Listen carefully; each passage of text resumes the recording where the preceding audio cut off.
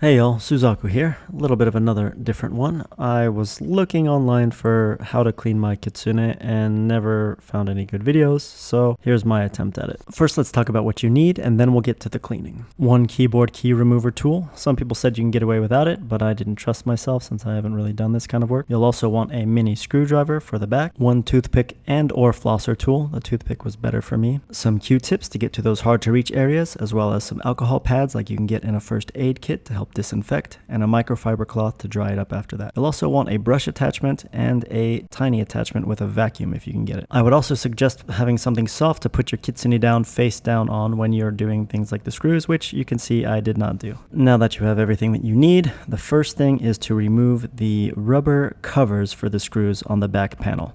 This, I experimented with the flosser as well as the toothpick, and I think the toothpick was a little bit better, but I felt like sometimes I might have stabbed the rubber a bit with the toothpick, and I was worried that I might hurt it. But it was definitely more effective than the flosser. Be sure to put all 9 rubber screw caps in a place where they won't get lost. They are tiny. With the rubber screw caps gone, go ahead and remove all 9 screws and put them in a similarly safe place. Once all the screws are removed and in said safe place, you can flip the Kitsune over and go ahead and take the top metal plate off. With the aluminum plate separated, we can start cleaning. You can already see some gunk surrounding the frames of the buttons. Go ahead and take your toothpick and rub it along the perimeter of all the button frames so that you can clean any debris that might be stuck on.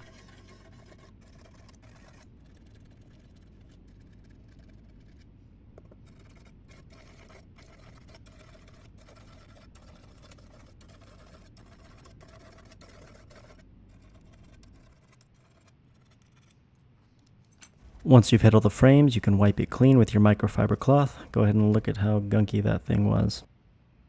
After scraping off what I can, I'm going to use the alcohol wipe to get through the rest. I didn't know of a technique to get rid of those little prints that you can see, but if you have any tech that's not going to destroy the aluminum paint job, let me know in the comments below.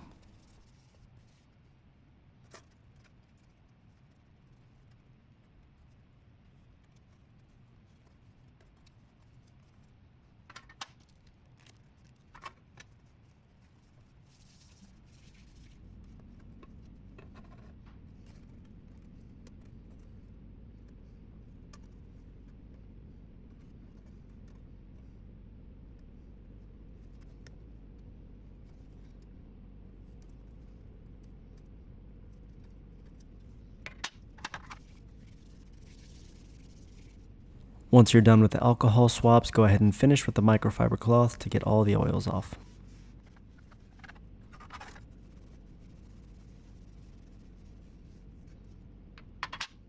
Ideally, the back side of the plate shouldn't be as dirty as the front one, but go ahead and hit that too just to be safe.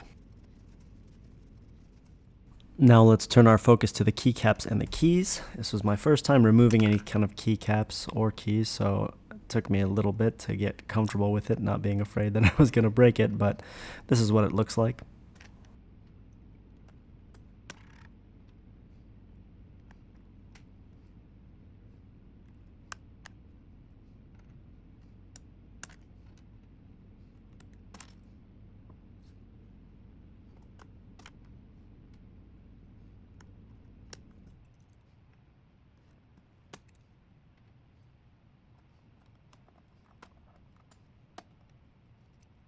There's only 2 different sizes, so you don't have to arrange the keycaps like I did, but you can just to make sure each button stays exactly in the same place. Now let's get to the keys.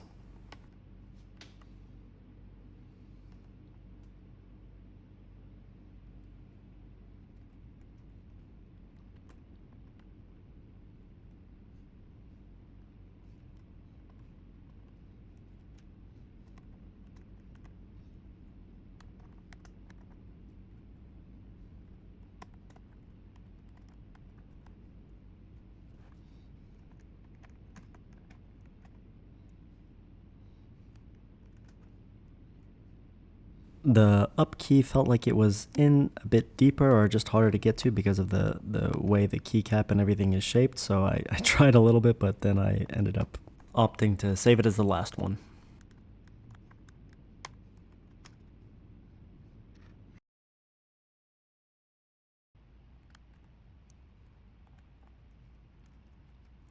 I must have wriggled it loose pretty well when I initially tried to get it out because it came out pretty easy at the end. Now look at how gunky that is, and we got to make sure we clean it nicely as well. I also wasn't exactly sure how sensitive the place inside where the keycaps was seated, so I didn't really touch that with any of the alcohol. I mostly kept it dry with these Q-tips. Once you're done with the Q-tip and the toothpick to get the kind of locked in gunk, you can use the brush attachment for your vacuum to get the rest.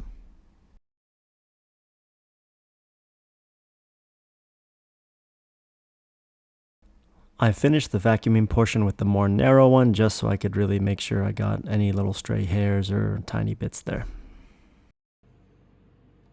Any little parts left on, I hit with the toothpick just to make sure that they got scraped off, always making sure to keep the controller itself a bit tilted down so that the pieces don't fall back into it. And it's a very, very gentle scraping I'm doing. I'm sure if you scraped hard enough, you could probably scratch the plastic, so please don't do that.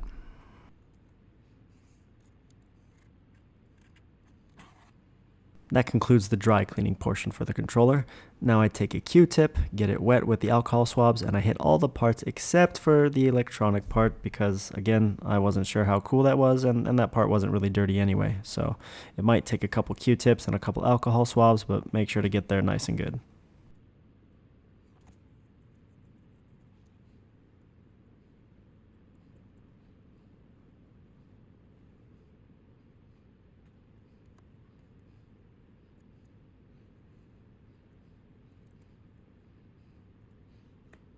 Once you're done with the Q-tip portion, go ahead and take a different part of that microfiber cloth and wipe down the rest of it, just to get any excess oils or places that are still wet.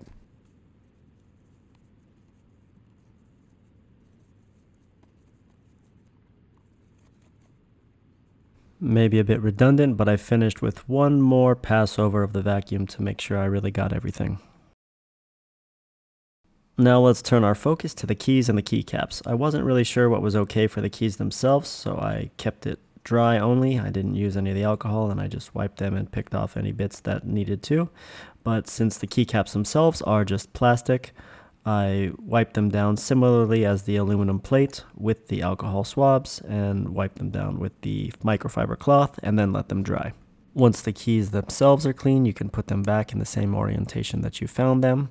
I'm not exactly sure if it matters if you mix and match. I don't think so, but I kept mine in the same place that they were. If I wanted to be really precise about it, maybe I could think about which buttons I'm pressing the most and try to rotate it almost how you rotate tires in a car, but I think that's a bit overkill.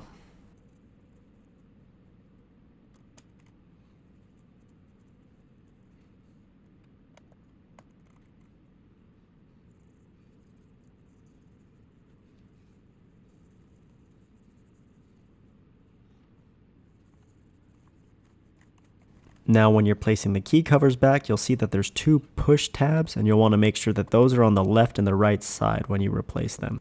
The big one will actually have tabs on every side, some wider tabs and some narrower tabs, and you'll want to arrange them the way that I show in the video.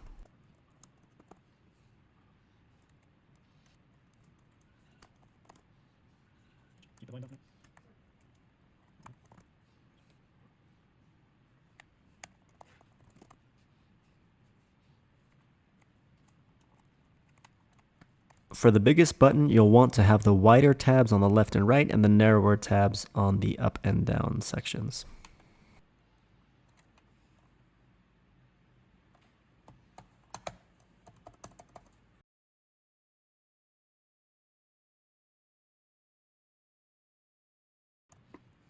Apparently I forgot to film it, but after you put the last keycap on, you can go ahead and replace the aluminum plate and then put it back on its face. You see, this time I used what I suggested to y'all in the beginning.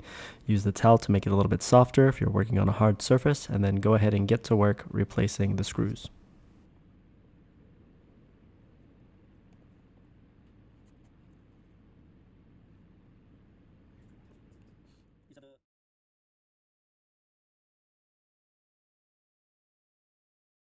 Obviously, you could do screw and then screw cap one by one, but I like to knock all the screws out first and then put all the caps back in. Pick your preferred method. Thanks so much for watching, and I hope you found this video helpful. I don't usually make these kind of videos. I'm generally a Jamie and Terry Street Fighter 6 technique kind of guy, but I also make videos about whatever game's interesting to me, like Night Rain, for example. So if you're interested in any of that, I would appreciate a subscribe as well. I'll see you in the next one.